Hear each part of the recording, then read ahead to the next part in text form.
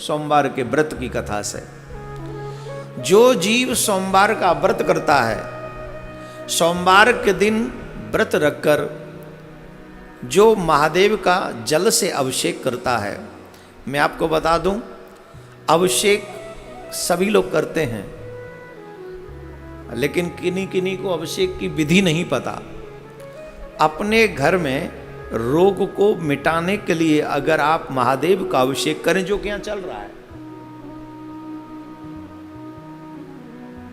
रोग को मिटाने की एक विधि है। जब महादेव का अभिषेक करें तो कुश के साथ, कुशा के साथ, कुश के जल से, तो कुश के जल से का मतलब हो गया कि उस जो जल आप चढ़ा रहे हैं उस जल में कहीं ना कहीं कुश का स्पर्श हुआ हो, कुशा का। तो जो कुशा के जल से महादेव का अभिषेक करते हैं, उनके घर से, उनके जीवन से बीमारियां भाग जाती हैं। इसीलिए यहाँ पर जो रुद्र अभिषेक हो रहा है वो कुशा के जल से अभिषेक हो रहा है कि जो जो लोग इसमें जुड़े हुए हैं उनके जीवन से, उनके घर से स्पेशली कोरोना नाम की बीमारी भाग जाए। इसीलिए यहाँ पर ये रुद्र अभिषेक करवा रहे हैं, उस विधि के साथ करवा रहे हैं। तो जो लोग सोमवार का व्रत रखते हैं, सोमवार के व्रत रखने वाले महानुभावों को इस बात का ध्यान रखना चाहिए कि महादेव का अभिषेक बिना कुछ खाए, बिना जल ग्रहण किए, आजकल बुरी आदत है, उठते ही चाय पी लेते हैं। जब आप नियमों का अतिक्रमण करते हैं तो वो फल आपको नहीं मिलता जो आपको मिलना चाहिए। प्रत्येक व्रती को, मतलब जो लोग व्रत रखते हैं, उनको पूर्णतः नियमों का पालन करना चाहिए। जब आप व्रत हैं तो बिना स्नान किए आप चाय पानी नहीं ले सकते, पूजा किए बगैर नहीं ले सकते। तो सोमवार का व्रत रखने से पहले ये ध्यान रखें, सुबह उठे, स्नान करें और सबसे पहले शुद्ध पात्र लें, पात्र में जल भरें, संभव हो सके तो गंगा जल भरें और गंगा जल लेकर उस पे कुश का स्पर्श कराएं या उसमें ही कुश रखकर फिर अभिषेक करें और फिर बेलपत्र चढ़ाएं। बेलपत्र चढ़ाने का बहुत बड़ा महात्मा है। दो ही देवता ऐसे हैं जो बड़े आसानी से प्रसन्न हो जाते हैं। बहुत सरल पूजा है इन दो देवताओं की, एक तो शिव जी की और एक नारायण की। हमारे ब्रज में तो संत कहते हैं, चढ़ाए के पी लो और दिखाए के खा लो, ऐसे देवता हैं। नारायण शालिग्राम के रूप में है और महादेव शिवलिंग के रूप में है। तो दोनों का अभिषेक करो और वो जल पी लो और दोनों को भोग लगाओ, खा लो। तो इतनी सरल पूजा है इनकी, तो दोनों की।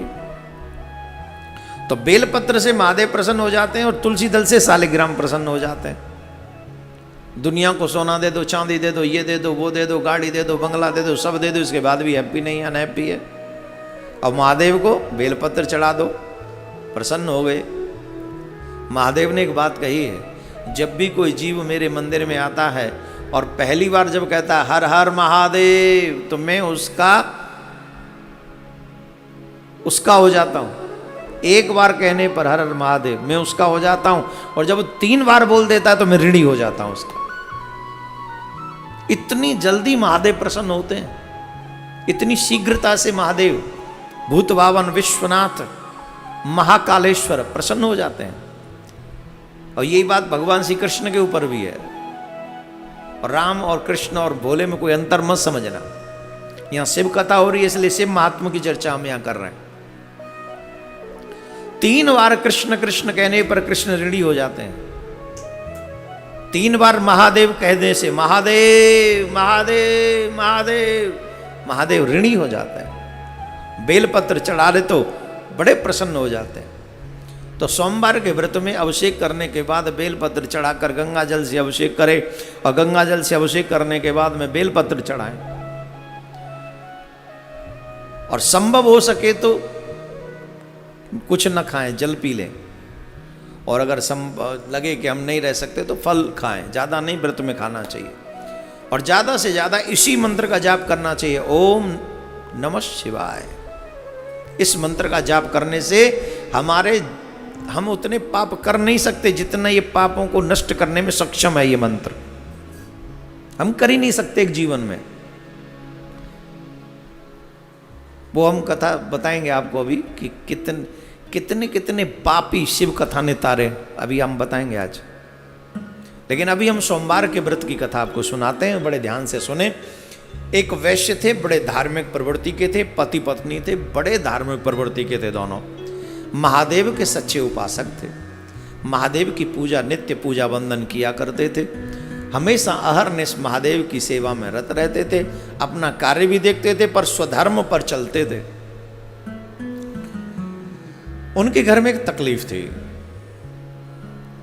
उनके घर में बालक नहीं था, बाकी का सब था, अच्छा मकान था, काम अच्छा था, व्यवहार अच्छा था, स्वभाव अच्छा था, सब कुछ बहुत अच्छा था, पर पुत्र नहीं था।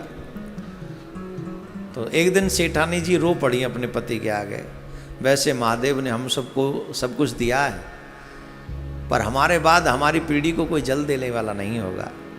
कोई एक बालक होता तो कम से कम हमारे जाने के बाद हमारे पितरों को जल मिलता रहता। प्रत्येक स्त्री विवाह के बाद अपने आप को संपूर्ण तब समझती है जब उसका मातृत्व जागृत होता है, और मातृत्व जागृत होता है संतान उत्पन्न होने के बाद। हमारे शास्त्रों में अगर आप देखें तो विवाह का मतलब सिर्फ इतना ही है कि विवाह इसलिए हो कि संतान हो जाए, जिससे आगे वंश चले। इसके ज़्यादा शौक मौज और पिकनिक स्पॉट के लिए विवाह नहीं है कि घूमने फिरने अटरम से, ये ठीक है, इट्स ओके, जो तुम चाहते हो you can do it, but विवाह होता ही है एक संतान हो जिससे सृष्टि आगे बढ़े, तुम्हारा वंश आगे बढ़े, सिर्फ इतना सा उद्देश्य है। तो सेठानी रो रही थी, तो एक दिन कहा कैसे करें, महादेव से प्रार्थना करनी चाहिए। तो महादेव के मंदिर में अभिषेक करते करते सोमवार का व्रत रखते थे, दोनों सोमवार का व्रत रखते थे। तो महादेव से प्रार्थना करी, और जब महादेव से प्रार्थना करी तो महादेव प्रकट हुए, और महादेव ने कहा कि तुमको पुत्र होगा, लेकिन बात एक ही है, 12 साल की आयु होगी उसकी, बस मात्र 12 साल। अब न तो सेठ जी खुश रह सकें और न दुखी हो सकें। कहीं कहीं ऐसा भी आता है कि महादेव नहीं आए, स्वप्न में सेठ जी से महादेव ने कहा कि तुमको पुत्र होगा, लेकिन 12 वर्ष का ही होगा, बस 12 वर्ष तक ही रहेगा। दोनों बात समझ के चलो, प्रकट भी हो गए या स्वप्न में आया। कल काल में स्वप्न भी तो साक्षात्कार ही माना गया। तो अब सेठ जी इस बात को किससे कहें, और सिर्फ सेठ जी को पता था, सेठानी को पता नहीं था। बब बेटा हुआ, 9-10 महीने बाद बड़े खुश हुए, सेठानी जी बड़ी प्रसन्न, मोहल्ले में बड़ी रहल चौल हो गई, अरे वाह वाह वाह, इतने सालों बाद पुत्र हो गया, पुत्र हो गया, बड़ी खुशी थी, बड़े आनंद में थे, सब मगन हो रहे थे, सब खुशियां मना रहे थे। पर वही है वही जो राम रचि राखा, को करे तर्क बढ़ावै साखा। इतना ही था। होता क्या है, बोले जो राम स्वीकार करें, शिव जिसे स्वीकार करे, सिर्फ उतना ही होगा। तू कछु और विचार करे नर, तेरो विचार धर्यो ही रहेगा। चाहते क्या नहीं, हम लोग क्या नहीं चाहते, हम तो यही चाहते हैं कि हम यहाँ कथा कर रहे हो, बड़ा भयानक पंडाल हो, भयंकर बहुत विशाल विकराल पंडाल हो, और महाराज जहाँ तक दृष्टि जाए वहाँ तक लोग ही लोग बैठे हों। यही चाहते थे, है ना, ये आज भी चाहते हैं। पर भयो का बोले चुपचाप बैठो शांति सेवा धाम में, कैमरे लगाओ, लोगों को बैठे रहने दो घरों में, और जो जहाँ बैठे हैं वहीं बैठे बैठे सुने, बाकी का सियावर रामचंद्र की। हम तो चाहते हैं, हमारे चाहने में कहाँ कमी है, लेकिन हमारे चाहने न चाहने से कोई फर्क नहीं पड़ता। फर्क पड़ता है कि वो ईश्वर, वो शिव क्या चाहता है, वो गोविंद क्या चाहता है। आज बताओ किस काम के वो बड़े बड़े पावरफुल कंट्री, किस काम के हमारे प्रधानमंत्री, किस काम के हमारे राष्ट्रपति, किस काम की हमारी ये सेना, किस काम के हमारे ये सब, हम किस काम के, तुम किस काम के। जब ईश्वर ने चाह लिया, स्टॉप मीन्स स्टॉप। कह रहे हैं कि लगभग 3 लाख लोग मर गए, पर दिल पे हाथ रख के देखो कितने मरे होंगे। आंकड़ा घटाओ बढ़ाओ तुम्हारी मर्जी। हम तो कह रहे हैं 3 लाख भी मरे, क्या 3 भी दे सकते हो वापस? 3 लाख मान ले मर गए तो 3 भी दे दोगे किसी को? और यही नहीं, हर जगह अमेरिका में बता दे 5 लाख के करीब लोग मर गए, वो एक नहीं दे सकते और कहने को पावरफुल कंट्री है। तो हम पावरफुल हैं सिर्फ जिंदा रहने तक, लेकिन हमसे भी आगे किसी और की पावर चलती है। मानो या मत मानो, इट्स अप टू यू, तुम्हारे ऊपर डिपेंड है। तुम्हारे ऊपर जो कुछ और विचार करे नर तेरो विचार धर्यो ही रहे। तुम कुछ और सोचते हो, तुम्हारा विचार किसी योग्य नहीं, वो यहीं रह जाएगा। इसीलिए मैं ये नहीं कहता कि तुम कमाओ मत, मैं ये नहीं कहता कि तुम अपनी जिंदगी की कुछ जो खुद सोचते हो वो करो मत करो, लेकिन हारिए न हिम्मत विसारिए न हरि को नाम, जाई विदे राखे शिवा वाही विदे रही है। हिम्मत मत हारिए, किसी भी कठिन परिस्थिति में हिम्मत मत हारिए, चाहे परिस्थितियां जो हों, जैसी भी हों, अपनी हिम्मत मत हारो। और चाहे जीवन में सब कोई हमें छोड़ के चला जाए, उस कठिन परिस्थिति में भी भगवान का नाम मत भूलो, क्योंकि तुम्हारी सबसे बड़ी दौलत भगवान का। भगवान जब चाहे बदल सकता है, कठिन परिस्थिति को भी बदल सकता है एक क्षण। इसीलिए बैठे हैं हम यहां पर शिव कथा करने के लिए, रुद्र यज्ञ करने के लिए इसीलिए बैठे हैं, जिससे आपके घर सुरक्षित। हम प्रार्थना करेंगे दिल से।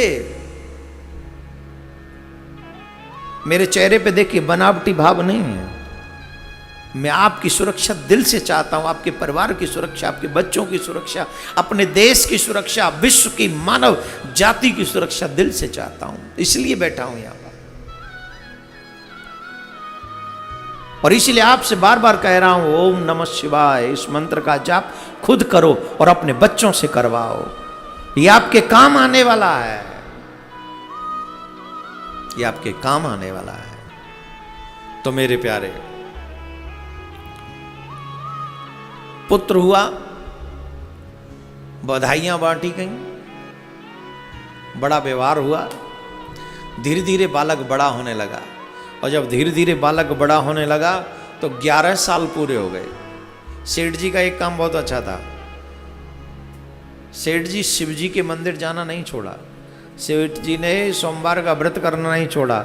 नहीं तो कई लोग कहते हमारी तो कल जो इच्छा थी पूरी हो गई, अब तो व्रत का क्या करना है। नहीं, हर दिन शिव जी के मंदिर जाते, हर दिन। जब 11वां साल पूरा हुआ और 12वां साल लगने वाला था, तो उसने अपने साले को बुलाया, सेठ जी ने, मतलब लड़के के मामा को। लड़के के मामा को बुलाया और कहा इधर आओ, और उसे बहुत सारा पैसा दिया लड़के के मामा को, और कहा कि इस बच्चे को काशी ले जाओ। लड़का बड़ा सुंदर था, बहुत सुंदर, राजकुमार लगता था एकदम, बहुत ही ब्यूटीफुल। तो मामा से कहा कि तुम इसको अपने साथ काशी ले जाओ, काशी में रहो, जाते समय काशी में विद्या अध्ययन करवाओ, जाते समय संतों की सेवा करते जाना, भंडारा करते हो जाना, और जब तक काशी में रहो हर दिन भंडारा करना, और हर दिन संतों को बुला के भोजन करा के उनका आशीर्वाद इस बच्चे को दिलवाना। माता पिता से विदा लेकर प्रणाम करके वो बालक काशी के लिए प्रस्थान कर रहा है। मार्ग में जाता है, प्रणाम करता हुआ, भंडारा करता हुआ, मामा जैसे जैसे मामा जी कहते हैं वैसे वैसे वो प्रणाम करता हुआ बच्चा उस सत्कार्य को करता हुआ, पूजा पाठ करता हुआ, भंडारे करते हुए ऐसे आगे बढ़े। प्रिय श्रोतागण, एक जगह पर मार्ग में एक नगर पड़ा, वहाँ के राजा की राजकुमारी का विवाह था, और जिस राजा के बेटे के साथ उसका विवाह था, वो राजा का बेटा राजकुमार जो था वो एक आंख का था। कैसा था? क्या बोलते हैं उसको हमारे ब्रज में? कानो, कानो। अब राजा सोच रहा है कि अगर मैं काने राजकुमार को लेके जाऊंगा, राजकुमारी बड़ी सुंदर थी, तो राजा अपनी बेटी का विवाह नहीं करेगा मेरे बेटे से। तो पहले कहाँ देखते थे लोगों को, फलाने राजा का बेटा है, बोला हाँ कर दो, फिक्स है, ऐसे ही हो जाता था। तो उसने सोचा क्या किया जाए, तो वो साहूकार का बेटा वहां से निकला। तो राजा ने साहूकार के बेटे को पकड़ लिया और कहा सुन, तेरा विवाह कराएंगे हम। विवाह मेरा? क्यों, मैं तो पढ़ने जा रहा हूं। बोले नहीं नहीं, विवाह कराएंगे। सुन तू एक काम कर, देख मेरा बेटा है गोविंदाय नमो नमः, एक आंख का है, इससे राजकुमारी विवाह नहीं करेगी, तू चल विवाह कर ले और चुपचाप चला जाइए, विवाह के बाद में फिर बहू को हम ले जाएंगे,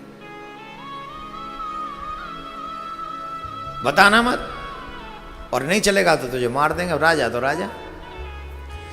तो उस साहूकार के बेटे ने उस राजकुमारी से विवाह का, वो वाकई राजकुमार सा ही लगता था, बड़ा शंकर भगवान का प्रसाद है, व्रत का प्रभाव है, सोमवार का फल है, तो सुंदर तो वो होगा ही।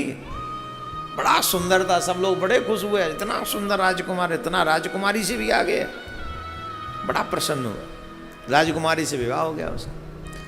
और राजकुमारी से विवाह हो गया तो उसको पता था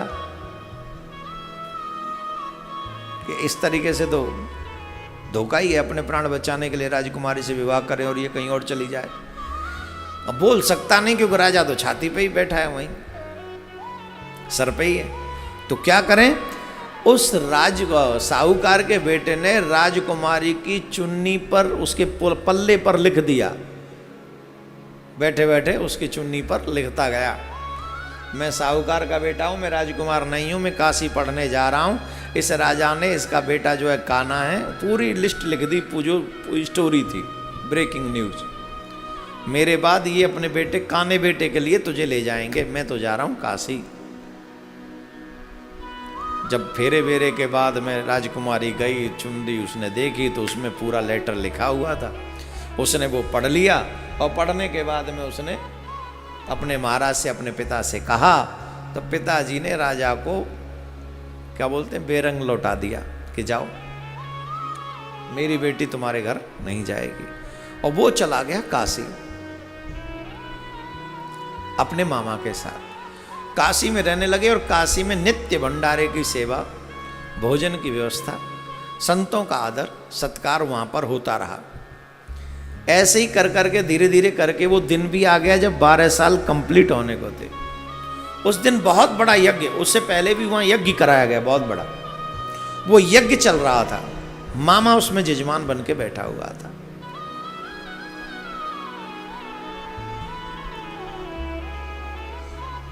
जैसे ही वो 12वां साल पूरा हुआ, बेटा यज्ञ में से निकल के आया और मामा से कह के आया कि मेरी तबीयत थोड़ी सी खराब हो रही है, मैं जाके थोड़ा विश्राम करता हूँ, आप यज्ञ संपन्न करा। और ठीक जहां पर वो रुके हुए थे वहां आकर वो लेट गया। अब लेटना क्या था, वो दिन पूरा था, गोविंदाय नमो नमः। मामा ने देखा भांजा आया नहीं, बहुत देर हो गई, तो वो भांजे को देखने के लिए वापस आए। और जब भांजे को देखने वापस आए तो भांजा तो था ही नहीं। अब मामा रोया नहीं, क्योंकि यज्ञ में बैठा है, यज्ञ का जजमान है, रोऊं कैसे, रोया ही नहीं। कितना कठोर हृदय किया होगा उस, भांजा भी बहुत प्रिय होता है मामा को। ये तो अब थोड़े से मामा वैसे हो गए, नहीं तो मामा का मतलब आप समझ रहे, मामा 2 माँ का शब्द जुड़ा है, बहुत लाड़ प्यार करते हैं मामा। पर आजकल तो जो भी है समझो आप। यज्ञ संपन्न कराया और जो फूट फूट के रोया, जो फूट फूट के रोया, जो फूट फूट के रोया। यज्ञ से संतों के उस सेवा भाव से महादेव प्रसन्न हुए। पूछा बताओ क्या चाहिए। मां पार्वती ने बाबा भोलेनाथ से कहा ये इतना छोटा सा प्यारा सा बच्चा है, इतना बड़ा इसने यज्ञ कराया है और ये रो रहा है, ये दुखी है क्यों। शंकर भगवान मां पार्वती माँ के निकल रहे थे, पार्वती माँ को दया आ गई, ये क्यों रो रहा है। बोले देवी इसको हम ही ने 12 वर्ष का आयु दिया था, अब इसके माता पिता सोमवार का व्रत करते थे तो हमसे पुत्र मांगा, हमने दे दिया, लेकिन 12 वर्ष की आयु आज उसका वो समय पूरा हो गया। बोले नहीं प्राणनाथ ऐसा मत कीजिए, ये छोटा सा बच्चा है, मैं माँ हूं, मैं जानती हूँ उसकी माँ पे क्या बीतेगी, मैं माँ हूं, मैं जानती हूं, और इस दर्द को माँ के सिवा कोई और नहीं जान सकता है, इसलिए आपसे हाथ जोड़ के प्रार्थना कर रही हूं, मेरे कहने से इसकी आयु बढ़ा दीजिए। महादेव प्रसन्न हुए और बच्चा उठ के खड़ा हो गया और मामा का हृदय प्रफुल्लित हो गया। बोलिए भोलेनाथ भगवान की, काशी विश्वनाथ की, पार्वती मैया की। वैसे मैया ज्यादा दयालु होती हैं पिताओं से, तो महादेव से भी ज्यादा दयालु माँ पार्वती, सच्ची बता रहा हूं। माएँ बहुत जल्दी दया कर देती, बहुत अतिशीघ्र प्रसन्न हो जाती। मामा बड़े प्रसन्न हुए, बोले भांजे यज्ञ पूरा हो गया, पढ़ाई पूरी हो गई, चलो वापस चलते हैं। वापस जब जा रहे थे तो उसी नगर में पहुंचे। जब वहां के निकल रहे थे तो वो देख रहा था राजकुमारी गई होगी कि यही होगी। विवाह हो गया था, छोटे छोटे बच्चों का भी मन तो करता ही है, चाहे विवाह के नियमों को न जाने पर बहू का नाम तो जानते ही हैं। 7-8 साल 9 साल 10 साल के तभी से कहते बहू बहू, जाने न ताने फिर भी बहू, और जब बड़े हो जाते तो फिर ले बहू। फिर कोरोना काल में ये सोचते अब कैसे पालें बहू, अब कैसे पालें बेटे, अब कैसे पालें बच्चे हैं। पर घबराइए नहीं, जब वो समय नहीं रहा तो ये भी समय नहीं रहेगा, निकल जाएगा। जहां 4 सब्जियों से खाते थे वहां 1 से खा लो, 1 से नहीं खाते चटनी से खा लो, पर महादेव का नाम मत भूलना, अपने इष्ट का नाम मत भूलना, अपने आराध्य का नाम मत भूलना। मैं गारंटी से कहता हूं ये समय भी निकल जाएगा। राधे राधे बोलना पड़ेगा, ऐसे नहीं, जरा जोर से बोलना पड़ेगा। तो मेरे प्यारे, राजकुमारी की तरफ, महलों की तरफ देखता हुआ जा रहा था, और राजकुमारी उसी दिन से काशी से आने वाले मार्ग को देख रही थी, जाऊंगी तो उसी के साथ जाऊंगी। प्रतीक्षा करती थी कब लौटेगा, कब लौटेगा। लौटेगा तो मैं कह रहा हूं कब लौटेंगे, पति हो गए ना, कब लौटेंगे, कब लौटेंगे। तो देखा वही राजकुमार, वही साहूकार के पुत्र आ रहे हैं, तो तुरंत अपने पिता को अवगत कराया, वो जा रहे हैं, निकल रहे हैं यहां से। दौड़े राजा, अपने सेवकों से कहा बुला के लाओ इन्हें आदर सत्कार के साथ, और पूर्णतः अपने जामादा की तरह उनका स्वागत किया, सत्कार किया, और बहुत कुछ धन देकर, दहेज देकर कहा कि आपकी पत्नी है मेरी पुत्री, आप इसे स्वीकार करें। बहू पाके साहूकार का बेटा भी खुश, और पति पाके राजकुमारी भी प्रसन्न हुई। विदा कराकर जा रहे थे, उधर में माता पिता सेठ जी उधर ही देख रहे थे काशी से, क्या मेरा बेटा आएगा वापस। माँ को तो पता ही नहीं था, माँ तो दूसरी कल्पना में ही थी। माँ तो सोचती थी मेरा बेटा बड़ा हो गया होगा, मेरा बेटा वैसा हो गया होगा, मेरा बेटा वैसे दिखता होगा। मैं तो पहले ही कहती थी मेरे बेटे का विवाह करा दो, वो पढ़ने चला जाता, कम से कम बहू तो मेरे साथ होती। अपने बेटे के मिलने की चाहों में दोनों माता पिता रहते थे। संयोग से काशी की तरफ से कोई आता हुआ दिखाई पड़ा, और जब आता हुआ दिखाई पड़ा तो प्रसन्नता का कोई ठिकाना ही नहीं रहा, कोई ठिकाना नहीं रहा। पर फिर भी सोचा कि मेरा ही बेटा है क्या।